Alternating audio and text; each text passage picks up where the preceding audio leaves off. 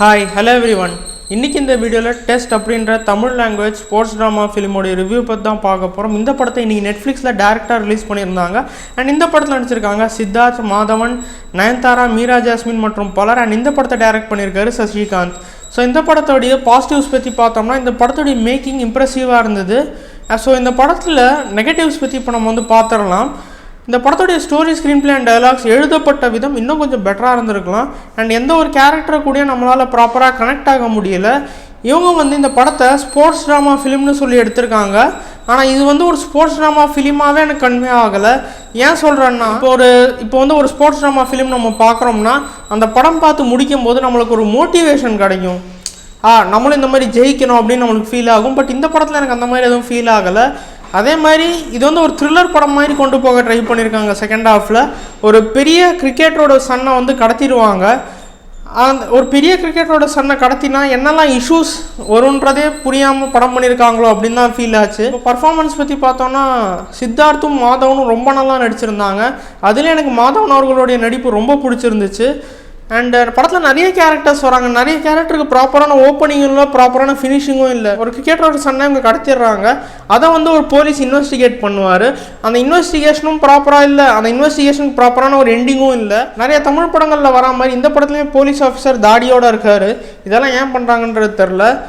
நான் நிறைய ரிவ்யூவில் சொல்லி போர் அடித்து போன விஷயத்த திருப்பியும் நான் சொல்கிறேன். இந்த படத்துலேயும் செகண்ட் ஹாஃப் இன்னும் கொஞ்சம் பெட்டராக இருந்திருக்கலாம்.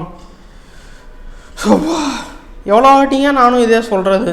எல்லா படத்துலையும் செகண்ட் ஹாஃப் இப்படி பண்ணால் என்ன பண்ணுறதுன்னு தெரில. அதுக்கப்புறம் நயன்தாரா அவங்க ஒரு முக்கியமான ரோலில் நடிச்சிருந்தாங்க. அவங்க டைலாக் பேசுகிறாங்க. நம்ம சப்டைட்டில் ஆஃப் பண்ணால் அந்த டைலாக் எனக்கு புரியலை. ஏன் அவ்வளோ வீக்காக டப் பண்ணியிருந்தாங்கன்றது தெரியல. ஒரு கிரிக்கெட் மாண்டாஜ்க்கு கர்நாடிக் மியூசிக்காக பிஜிஎம்மாக போட்டிருந்தாங்க. அது ப்ராப்பராக இல்லை. படத்தோடைய ஓப்பனிங்கில் அவங்க கேரக்டர்ஸ்லாம் இன்ட்ரடியூஸ் பண்ணிட்டு வராங்க. அதுக்கே ஒரு 1 hour 1.5 மணி நேரம் டைம் எடுத்துக்கிட்டாங்க. லாஸ்ட் 1 hour தான் இவங்க கதை சொல்கிறாங்க. அந்த கதையை இவங்க ப்ராப்பராக சொல்லலை. அண்ட் படத்தில் இருந்த லாஜிக் மிஸ்டேக்ஸை இவங்க ஓவர் கம் பண்ணி வந்திருக்கணும். அநியாயத்துக்கு லாஜிக் மிஸ்டேக்ஸ் இருக்குது இந்த ஃபிலிமில். இந்த படத்தில் ஒரு கேரக்டர்ஸோடைய கேரக்டராக ரொம்ப வீக்காக இருந்தது. அதே மாதிரி கேரக்டர்ஸ்க்கு நடுவில் இருக்கக்கூடிய அந்த பாண்டிங்கும் இவங்க ப்ராப்பராக கன்வே பண்ணலை. அண்ட் இந்த ஃபிலிமில் எனக்கு இந்த படத்தில் பெரிய பிரச்சனையாகப்பட்ட விஷயம் எண்டிங் தான். சரி, உங்கள் கதையை ஸ்டார்ட் பண்ணிடுறாங்க. ஒரு கிரிக்கெட்டரோட பையனை ஒருத்தர் கடத்துறாரு. அவர் எதுக்கு கடத்துறாரு அப்படின்றத ஃபர்ஸ்ட் ஹாஃபில் காட்டிடுறாங்க. படத்தில் கான்ஃப்ளிக்டை இவங்க எண்ட் பண்ண விதம் ரொம்ப மோசமாக இருந்துச்சோ அப்படின்னு எனக்கு ஃபீல் ஆச்சு. ஏன்னா ஒருத்தர் கிரிக்கெட்டரோட சன்னை கடத்திட்டாருன்னா அவரை போலீஸ் அரெஸ்ட் பண்ணுற மாதிரி இந்த படத்தை முடிச்சிருந்தாங்கன்னா ஓரளவுக்கு ஜஸ்டிஃபை ஆகிருக்கும். எல்லா ஜான்ராவையும் டச் பண்ணுறதா சொல்லி ஒரு இம்ப்ராப்பரான ஸ்க்ரீன் பிளே அவங்க கொடுத்துருக்காங்களோ அப்படின்னு தான் எனக்கு ஃபீல் ஆகுது. இந்த படத்தோடைய ரன்னிங் டைம் பார்த்தீங்கன்னா கிட்டத்தட்ட 2.5 மணி நேரம் ஓடக்கூடிய இந்த படம் பார்க்கும்போது எப்படி இருக்குன்னா ஒரு 10 மணி நேரத்துக்கு ஒரு வெப்சீரிஸ் பார்த்த ஃபீல் தான் எனக்கு வந்துச்சு. அதுக்கான காரணம் என்னென்னு கேட்டிங்கன்னா 2 நிமிஷம் இருக்க வேண்டியது ஒரு சீனை இவங்க 10 நிமிஷம் எடுத்திருக்காங்க. இந்த ஃபிலிமில் ஒரு 10-15 சீன் தான் இருக்கும். அதே சீன்ஸ் இவங்க ரிப்பீட் பண்ணிகிட்டே இருக்காங்க. இந்த படம் கதைக்குள்ளே போகிறது வரைக்கும் ஓரளவுக்கு இன்ட்ரெஸ்டிங்காக இருந்துச்சு. இந்த படம் கதைக்குள்ளே போனதுக்கப்புறமே கொஞ்சம் மோசமாகிடுச்சு. இன்றைக்கி நிறைய பேர் டைரக்ட் பண்ணிகிட்டு இருக்காங்க. டைரக்ட் பண்ணுறது தப்பு இல்லை, யார் வேணால் டைரக்ட் பண்ணலாம்.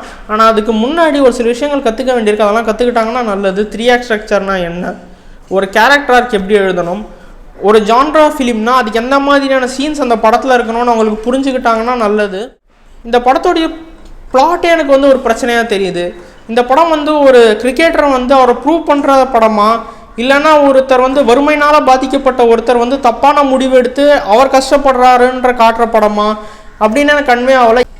ஒருவேளை இந்த டெஸ்ட் படம் நெட்ஃப்ளிக்ஸில் ரிலீஸ் ஆகாமல் தியேட்டரில் ரிலீஸ் ஆகிருந்தால் படம் ஹிட்டாக இருக்குமா அப்படின்னு கேட்டிங்கன்னா சந்தேகம்தான்.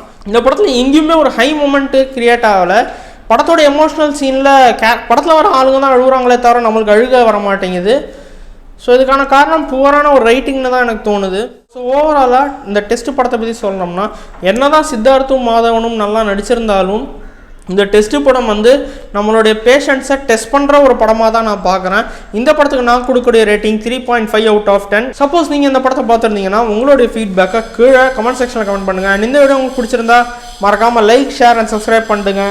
தேங்க்யூ.